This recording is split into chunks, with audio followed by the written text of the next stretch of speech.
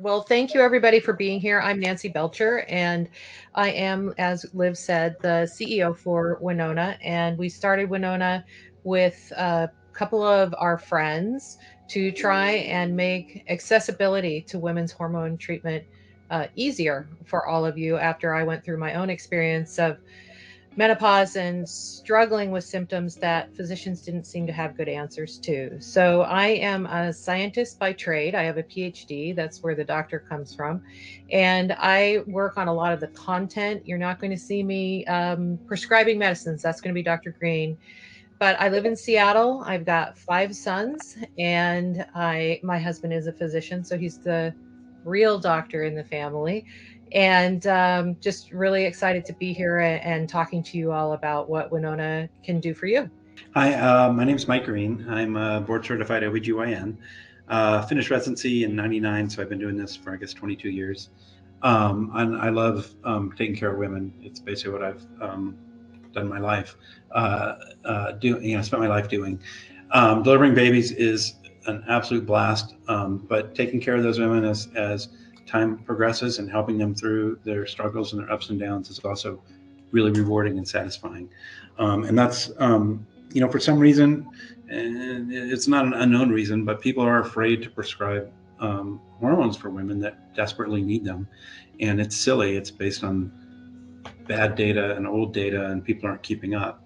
And so it's really nice to be able to have a platform where we can reach out, and I can reach a lot more people than I could in just one small area, and really help people get them through that phase of life.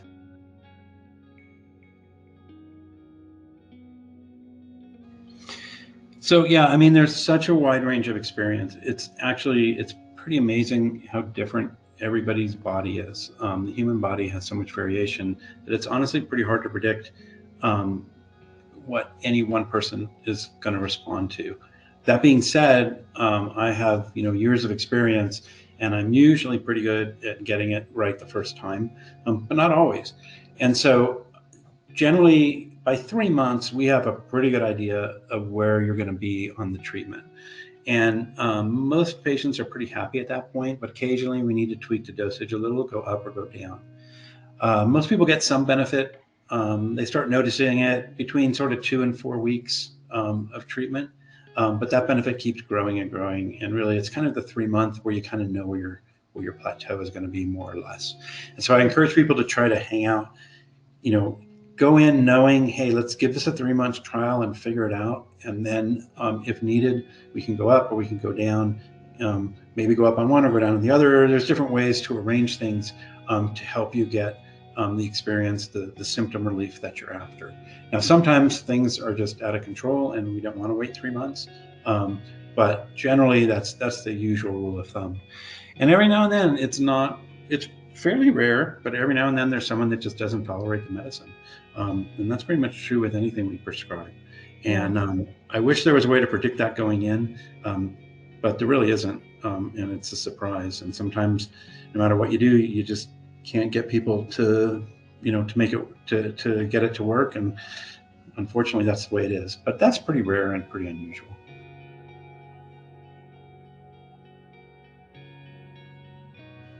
I was fearful to start HRT for a number of reasons, but one of which was I could not take birth control pills. I got really sick from birth control pills and bad headaches, and it was just a mess. And so part of the reason I had my first son when I did. But anyway, so I was worried that I wasn't going to be able to tolerate HRT because I couldn't tolerate birth control pills. But HRT is such a significantly lower dose. And the other thing is that I take it as a cream. I just rub it into my forearms at night. So I'm not taking a pill. So I can take even less in that form. So I've really had no problems taking HRT, which I was really pleasantly surprised about. Even though the birth control pills generally contain estrogen and progesterone, and the hormone replacement generally contains hormones of estrogen and progesterone, they're really very different chemically, and they're very different on the way the body responds to them. So I've had lots of patients that are on birth control pills, and we add the kind of estrogen and progesterone that's in, hormone replacement therapy, the bioidentical hormones, and the body really responds differently. And even adding that to the birth control pills, people get a lot of relief. So it's a big, it's really kind of interesting that your experience on birth control pills does not really necessarily relate to what your experience on these medications is going to be, even though they're the same class of drugs.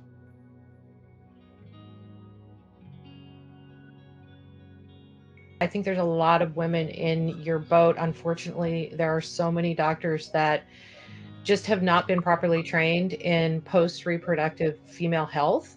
And so they depend on a study that came out in 2002, almost 2 decades ago, which sort of scared everybody to death. And now we look at the research that corrected for that inaccurate data in 2002, and we feel very comfortable prescribing, but there's still a lot of doctors that are reliant on that old study. One of our early patients, when we first launched Winona, was frustrated because her doctor wouldn't prescribe her hormone replacement therapy.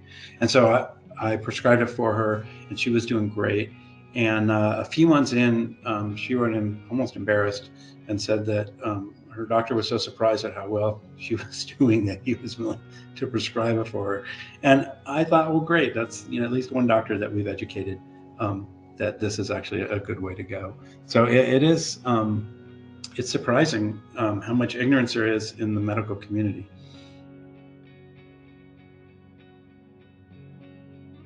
You can start by using half the dose for a week or two, and then it kind of depends on whether you're a jump into the swimming pool kind of person or put your toe in first. And either way is okay. So I think that's a very reasonable thing that you're doing. Anxiety, this usually actually makes anxiety better. But it may be that, because you may have some anxiety about using the medicine, this is maybe, sort of a big deal for you. People have told you scary things or what have you, that just trying it can be anxiety provoking.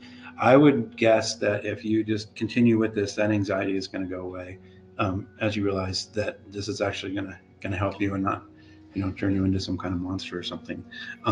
But I think using it and getting comfortable with most things, I can tell you, I'm always nervous and scared to do something for the first time, pretty much whatever it is. And that's anxiety provoking. And once you start doing it and you kind of get going, then that anxiety starts going away and you realize, oh, this is okay.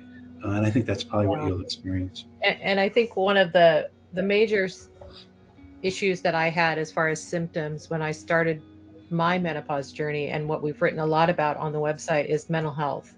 And anxiety is one of the symptoms of menopause that women don't really identify as being a symptom. People talk a lot about hot flashes, they'll talk about weight gain, but they're really not talking about sort of that chronic anxiety. I know that my kids just would look at me and say, "What is wrong with you? Where did our mom go?" Everything sort of would set me off.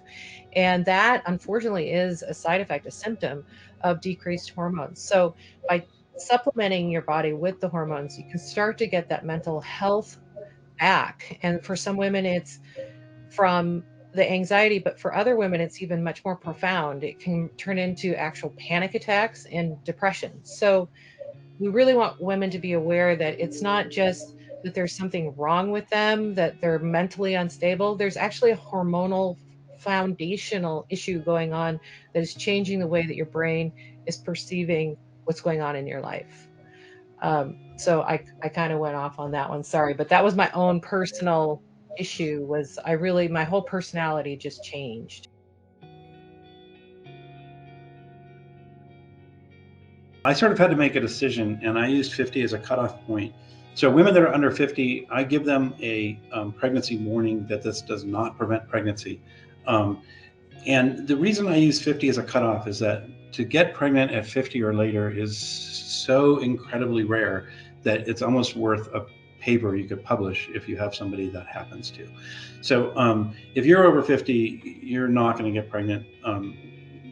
Even if you went, I mean, there are a few people who have done incredible, crazy things with reproductive endocrinology and all kinds of hormones to get pregnant, but this is not going to do that.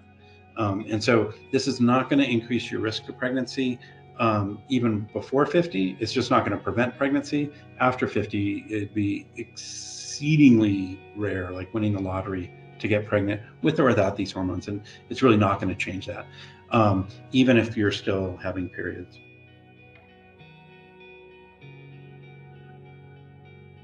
Blood panels really don't help when it comes to prescribing hormone replacement therapy.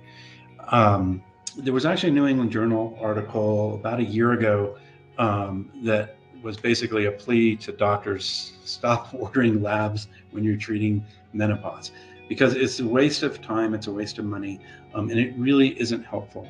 I can tell you that even in an office practice where we're always wanting to draw blood, I don't draw blood to prescribe hormone replacement therapy. It's just, again, it's just a really complete waste of time. It's really based on symptoms.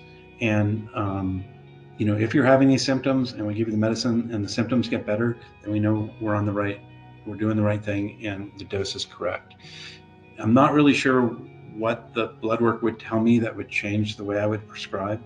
So I have a rule about tests in general, blood work or imaging studies.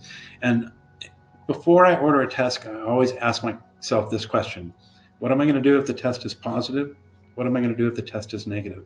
And if the answer is the same, why order the test? And really, there isn't anything about testing with hormone replacement therapy that's going to change the way you're going to do it. So it's a waste of money. It's a waste of time for the patient. And the results are really fairly inaccurate, mostly because you're really checking at one moment in time, and hormones fluctuate greatly throughout cycles, even throughout the day. And so it really depends on when you draw that blood test. You could draw it again 8 hours later or the next day, and it's going to show you something completely different. So it's not a useful number. And so why waste your money and your time to have you go to the lab and get blood tests drawn for a number that's not really going to be helpful?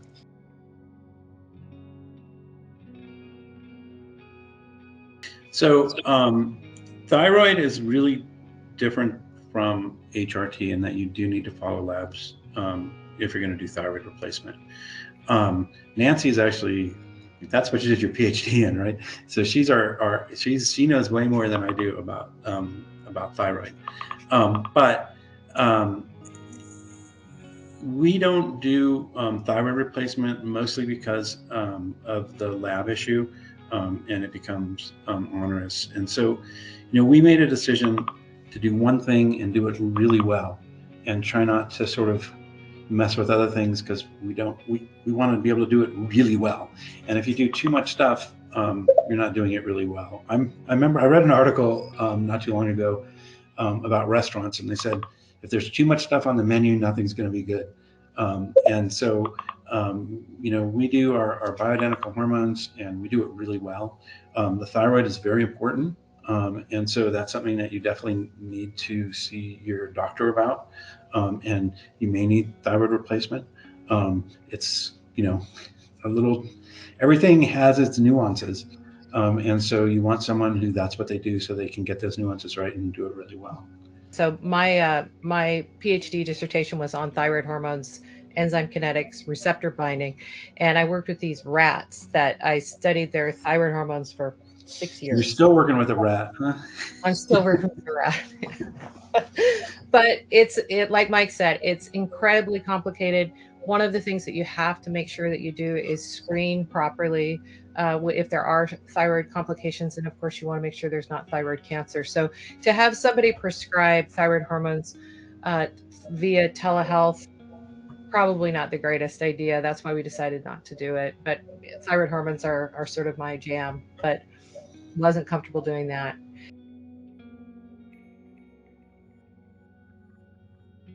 I can tell you that the DHEA, we use DHEA, and the reason we do is that the DHEA gets broken down into estrogen and testosterone pretty much immediately, really before it has a chance to get into your system and do anything. So occasionally somebody will have gotten labs from somewhere and they say their DHEA level is high, and like, why are you wanting to give me DHEA? And it's like, well, because I'm not giving you DHEA. That's what we're using as a vehicle to get extra testosterone into your body. So the DHEA we use breaks down very quickly into estrogen and testosterone, and the idea is that it's a really convenient way to very gently but efficiently bring testosterone levels into normal levels. But in the doses that we use, we don't have to worry about overshooting. So If you're using actual testosterone, either as pellets or creams or injections, it's a little tricky because if you don't do it right, you can really cause harm by giving too much testosterone. And in that case, you do need to follow levels very closely. With the DHEA we use and the doses we use, we don't have to worry about that. It's just not really, we're not giving enough to be able to overshoot like that. I believe the DHES, I'm sorry, I believe the DHEA S, and I may be wrong, but I think it's a little more stable and does affect DHEA levels in the blood system. But honestly, I could be wrong about that because it's not something that we use.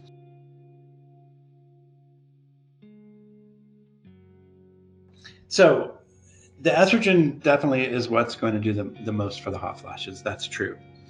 Progesterone does not necessarily cause weight gain. In high doses, progesterone can stimulate appetite, and that's a mechanism in which it causes weight gain. So, for instance, if you think about birth control, there's a birth control method called Depo-Provera, which is which is a shot with a big amount of progesterone. And it's sort of classic for people. It's a 3-month shot, and they come in at 3 months, and it's, oh my God, they're 50 pounds up.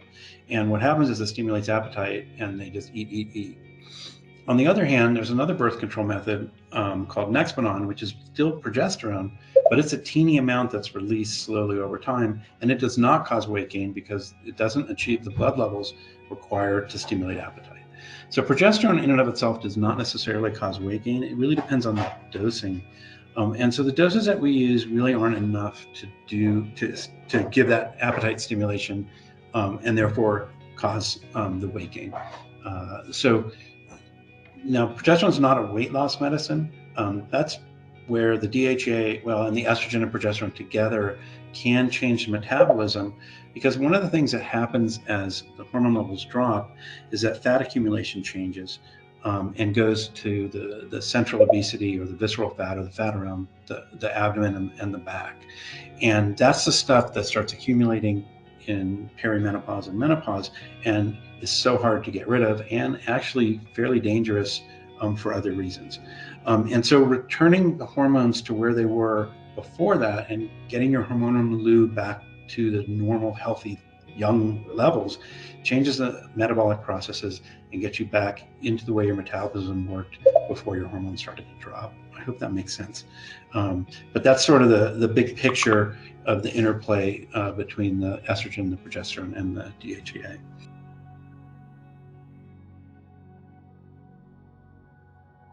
There's two different kinds of hair. There's female pattern hair thinning and male pattern hair thinning. People that use crazy amounts of DHEA. So in the bodybuilding community, people will use DHEA in like ridiculous doses because it turns into testosterone to get that testosterone boost. And in those people, there are what we call androgenic side effects, which is male pattern side effects, and can cause male pattern balding and acne and these kind of things. That's not going to happen in the 25 to 50 milligram dosage range that we use.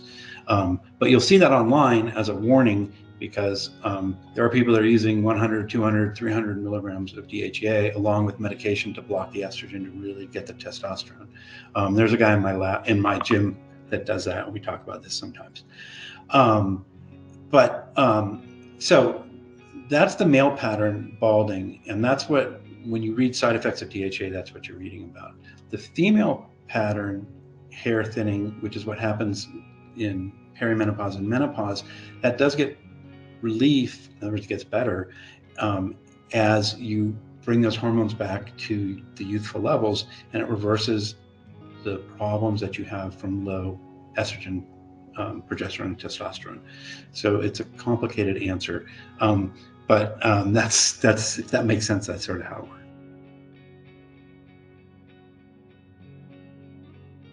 Part of the weight gain issue is that when you're chronically tired because you're having hot flashes or night sweats, you are going to eat more. And so people that are chronically tired, and this isn't just me talking, this is in all the literature, you eat between 3 and 500 more calories a day.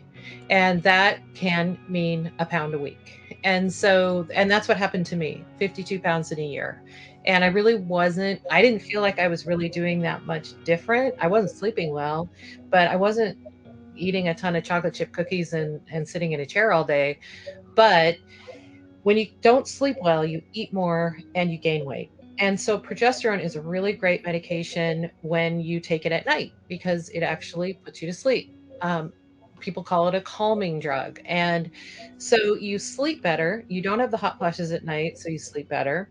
And the other thing that it does is cortisol is another hormone that people are kind of talking about now. And that's that hormone that if the analogy I use is if there's a tiger chasing you in the jungle, that suddenly people say, "How did you get away from the tiger?" And you say, "I don't know. I've never run that fast in my whole entire life."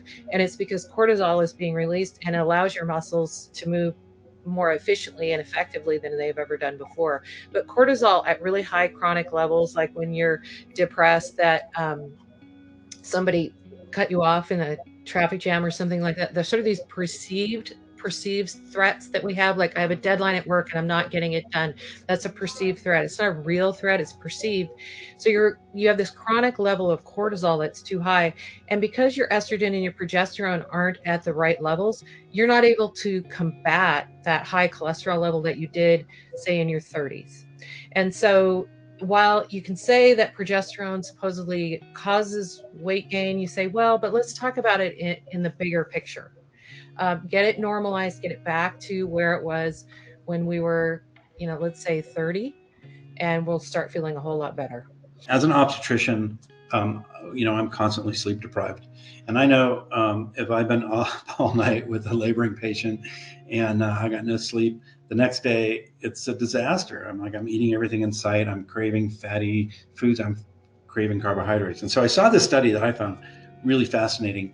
And I think they took, as usual, college volunteers and sleep deprived them and put them in PET scans to see what was going on. And so there's two things that happen when you're chronically tired. One is that the frontal lobe doesn't work as well, which is the thing that tells you, hey, don't do that. And so you have these cravings, and normally, like that chocolate bar looks good. And I'm like, nah, not worth it. Okay, well that not worth it part doesn't work anymore. But the other problem is that when you're sleep deprived, you crave carbohydrates and fatty foods. And so it's kind of a double whammy. Not only are you craving stuff that's not good for you, but the part of you that usually is able to say, nah, don't eat that, doesn't work anymore. And so you just start, at least I do, you start shoving it in your mouth. And so that's the problem. It's bad enough as an obstetrician being all night now and then with a laboring patient. But when you can't sleep, because your hormones are going crazy, and you got night sweats, and because your hormones are up and down and not behaving, you're chronically like that, and that's a big source of the weight gain. And so again, like Nancy was saying, the progesterone taken at night helps with that sleep, and then the estrogen knocks out those night sweats, and you finally get a good night's sleep, and we break that cycle of the sleep deprivation and the food cravings and the inability to stop yourself from eating them. So that's a big place also where the weight loss happens.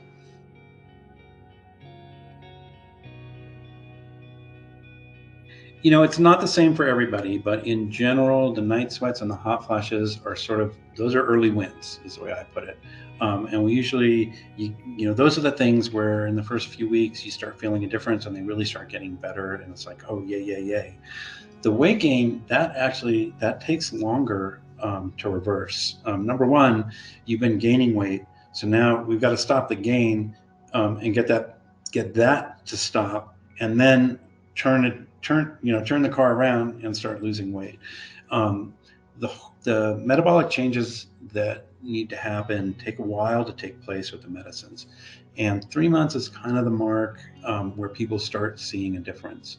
I can tell you, my wife started the estrogen progesterone cream and was really happy with the skin changes she was noticing.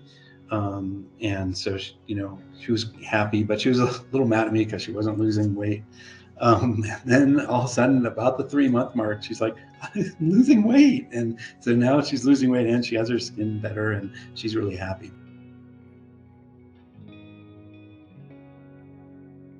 So I gained weight at first. I actually got a period. which was a little scary to me because I thought, oh my gosh, I went in and had some tests done because I thought something was wrong. Um, Nothing was wrong. That just sometimes happens when you reintroduce those hormones again. But I did gain weight at first, and I thought, oh my gosh, my primary concern, and this is all vanity on my part, was that I was gaining weight. I was Somebody asked me if I was pregnant once. Well, more than once, actually. That's embarrassing, but they did. And I was very not pregnant. And so when I take a medicine and then I start to gain weight after I take it, my knee jerk reaction is I got to get off this medicine. But like Mike said, I gave it some time and then it stopped that train. And then I was able to lose it at about the rate that I gained it. So it took me a year to gain all of that weight and it took me a year to take it off. So I didn't have like these big leaps of, oh, 10 pounds in 6 weeks. It was a pound a week. A pound a week is actually a good amount of weight loss that's maintainable. If you go on some starvation diet and you lose 10 pounds in a month, that's going to come right back on. A pound or so a week, maybe two at the most. That's the kind of weight loss that you can sustain and keep off. It's a healthy rate of weight loss.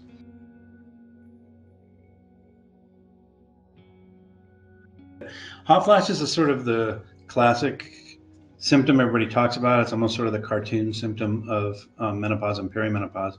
But it's surprising how many women don't have hot flashes. So just because you're not having hot flashes or night sweats doesn't mean you're not suffering from all these other things. And the medicine still helps with that.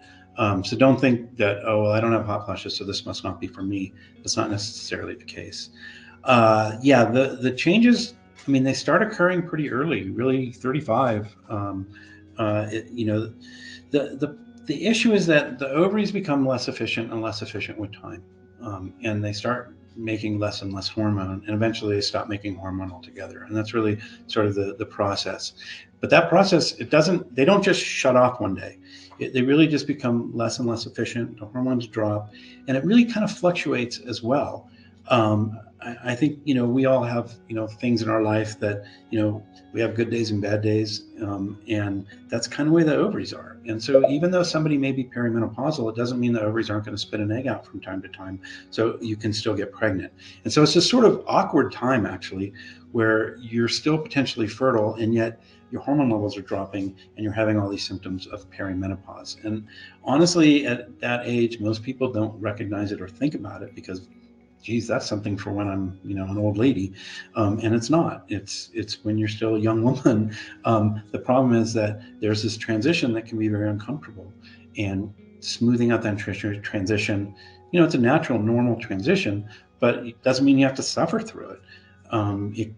Fortunately, we have ways to help make life nice, good, not just tolerable, while your body is changing this way.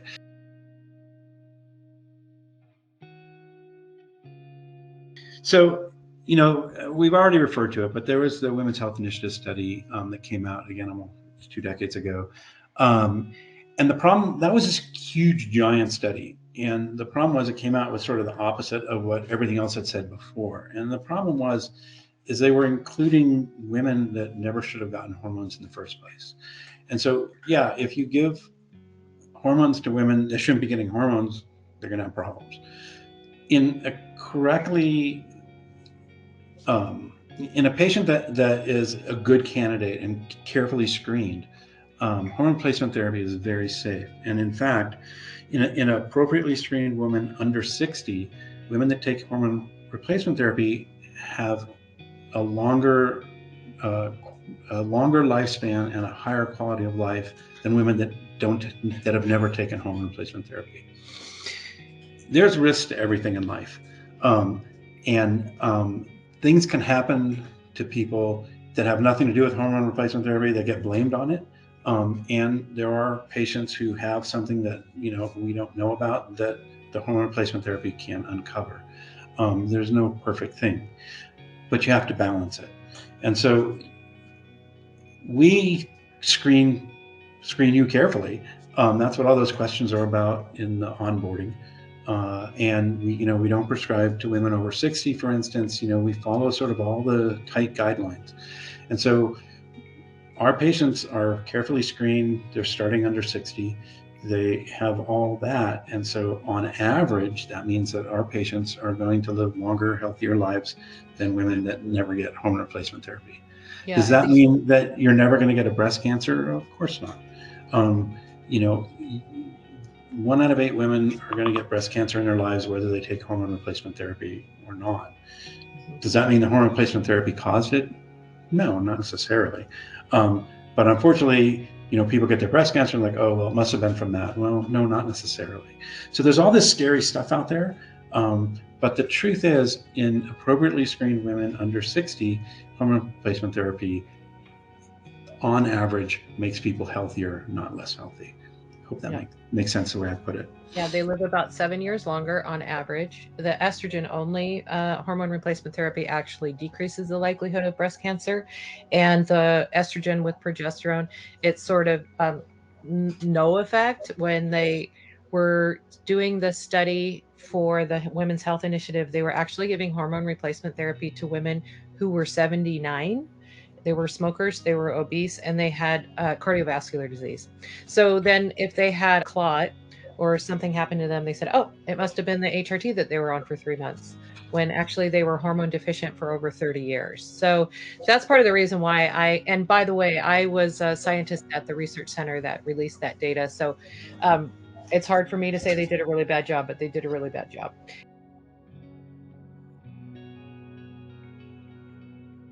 When you're looking all day for your glasses and they're sitting on top of your head, or your neighbor comes to talk to you and you've forgotten their name and they've been your neighbor for 25 years, I empathize 100%. My clarity has improved. I hope it has for you, Lisa.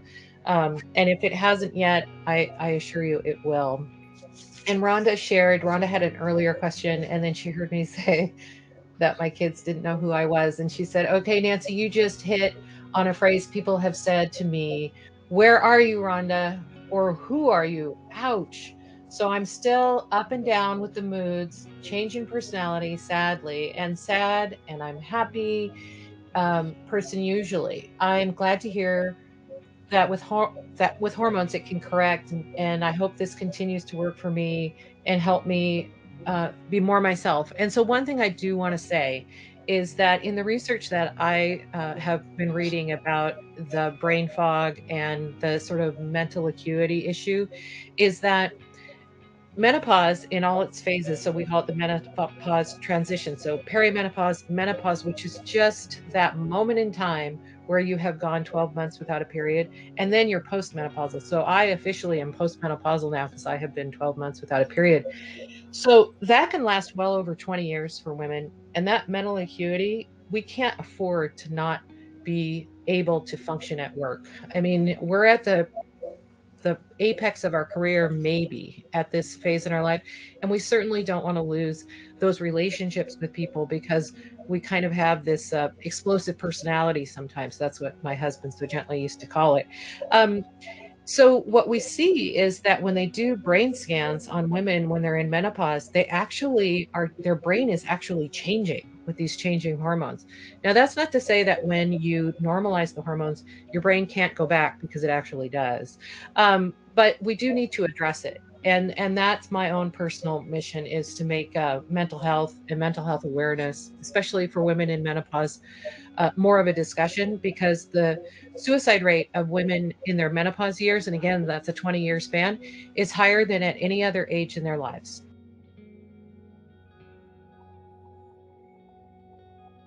So, vast majority of my patients do just fine on estrogen, progesterone, and DHEA. And a lot of people come in on lots of different supplements and different medications. And it's a common question: can I keep taking these? And generally, the answer is yes, you can. But my hope is you won't need to. And so, I think that most women get what they need from the estrogen, progesterone, testosterone, which is really what is lacking in the body. So I'm a keep it simple kind of guy. Why use 4 medicines if 2 will do? I think that the least amount of medication you need to achieve the goal is the way to go. And what I've noticed And what I've seen in my patients is that, generally speaking, keeping it simple generally works just fine, and probably better. Less side effects, less expense.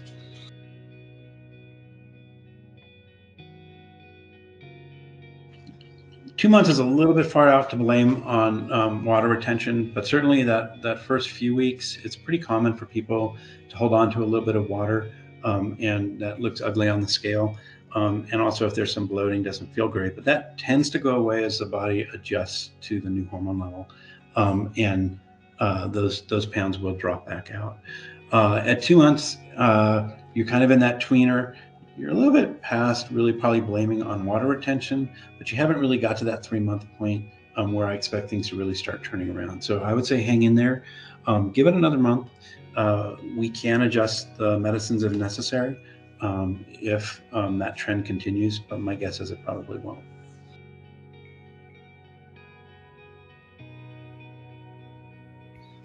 So let me hit the vaginal dryness, painful sex, because we really haven't touched on that at all yet. The what's called systemic estrogen, that's the cream or the patch or the pill, that gets into your blood system, works throughout the body. It will help with the vaginal dryness, the painful sex, which is generally related, but it takes a while, because it's got to get to the tissues in the vagina, work on the glands, work on the tissues, and get them healthy again. It will work, but it does take time. If it's really a problem, and you don't want to wait the time, there is a vaginal estrogen cream that tends to work much more quickly because it's a higher concentration of estrogen where you need it, and it gets taken up by the cells and the tissues in the vagina, stimulates the glands to proliferate, to make more discharge, keep the vagina with its normal healthy discharge. It also thickens the tissues and makes them more healthy like they were when you're young. And a lot of times that's painful intercourse can be several parts of that. It can be the dryness. It can also be the thinning of the tissues around the vagina. You can get tearing, and bruising because you don't have that nice thick elastic tissue that you had when you're young. The vaginal estrogen cream works really well, and fairly quickly at fixing that. What it won't do for most women is help their other symptoms, that don't relate to the vagina. So it's not going to help the hot flushes and the night sweats and the brain fog and those kind of things. So it sort of depends on, like how bad this is and how important it is. It's certainly safe to use both the vaginal estrogen cream for the vaginal symptoms if they're distressing, and also to use a cream, a patch, or a pill to take care of those other systemic problems. If it's sort of annoying but it's not like that bad, then waiting several months for the systemic estrogen to do its job may be the way to go. But those are different ways to approach that. Yeah, and I think the only other thing I'd want to add is that, as much as painful sex is awful, abstaining from sex is actually going to make it worse. It's kind of a use it or lose it. So your vagina actually gets smaller if you're not using it with intercourse. Lubricants can help with that.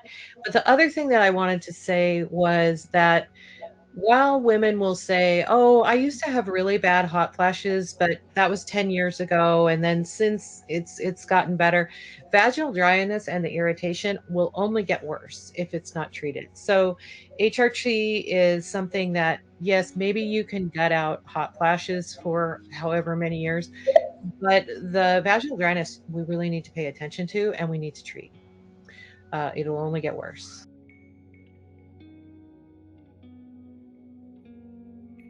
So YouTube is great. You can learn to do almost anything on YouTube, but the problem with YouTube is you don't really know who you're talking to. So that's not the right way to use it. You want to use this every day. The confusion comes with birth control pills.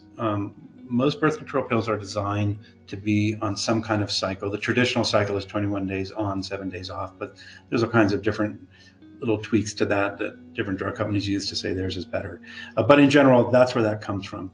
Birth control pills have a completely different design because they're really trying to accomplish something completely different. Birth control pills are designed to overwhelm and take over the ovaries, shut the ovaries down so they don't produce eggs. And so that's not what we're trying to do with hormone replacement therapy. With hormone replacement therapy, we're trying to get your hormones back to their normal natural levels, not trying to overwhelm the ovaries. So with HRT, you want to take it every day because we're really aiming at keeping a nice steady level. It's that big ups and downs and fluctuations in levels that cause a lot of the distress with menopause and perimenopause, like hot flashes, night sweats, and mood changes. And so what we really want to do is keep a nice steady level. Doing that will help keep your body on track. It's a completely different concept than what we're trying to accomplish with birth control pills. People get confused about this, even doctors on YouTube, but that's the best way to do hormone replacement therapy. There is a strategy that people employ where they give estrogen every day and they give the progesterone only certain times out of the month, or sometimes even every couple of months. The problem with that is it tends to trigger bleeding, and that bleeding can become abnormal. And there really isn't a big reason to do that. It just makes things complicated. It causes more side effects.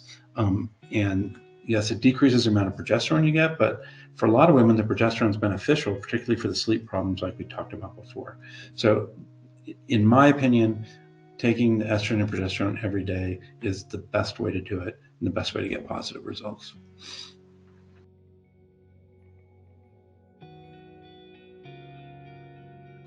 So no, I mean, you honestly, the first couple of weeks, 2, 3 weeks, you may have a little bloating, a little bit of water retention.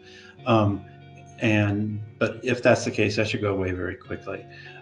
This should only help. It shouldn't hinder your weight loss journey. No,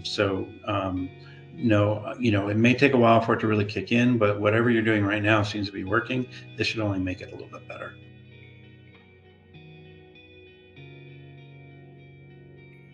So again, the experience is so varied. That is certainly within the realm of what people experience.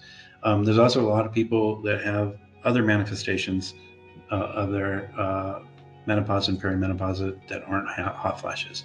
But that sounds miserable to me, and definitely something that we should be able to fix and make it go away. And I think your life will be a lot better when you say goodbye to your hot flash friend. There is no better treatment, and this is statistically and then scientifically proven. There is no better treatment for hot flashes and night sweats than HRT.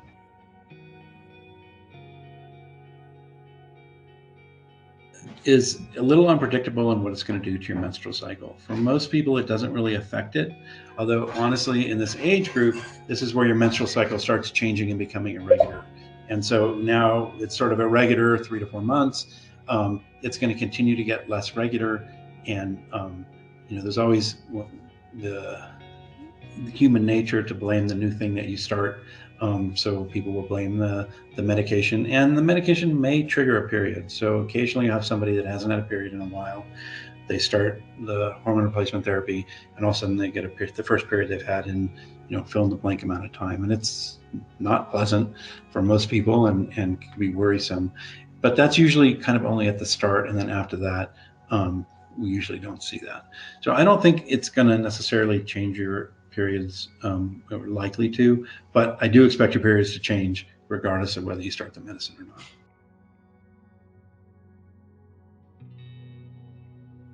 You are not too late to the game. So that's a good time to start. Again, you're before that age 60. So you're going to get all the cardiovascular benefits from it. And, again, at 3 weeks, it's still a little bit early to get much of the positive changes, but they'll come. And, probably by our next one of these, you'll be writing in to telling me how much better you feel. So hang in there.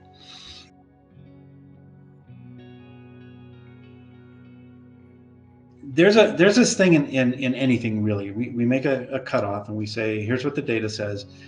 Does your risk really change if you're 59 and 364 days versus age 60? Obviously not, but we have to put a cutoff somewhere. And if you don't, then well, this patient, you cheat a little bit, and then you cheat more, and then you cheat more, and eventually you start hurting people. So you do have this firm 60 cutoff. You're not there yet, and it doesn't mean we're going to stop the medicine at 60. The data says as long as you start before you're 60, you're okay, and then you can continue it as long as you want. So you're good.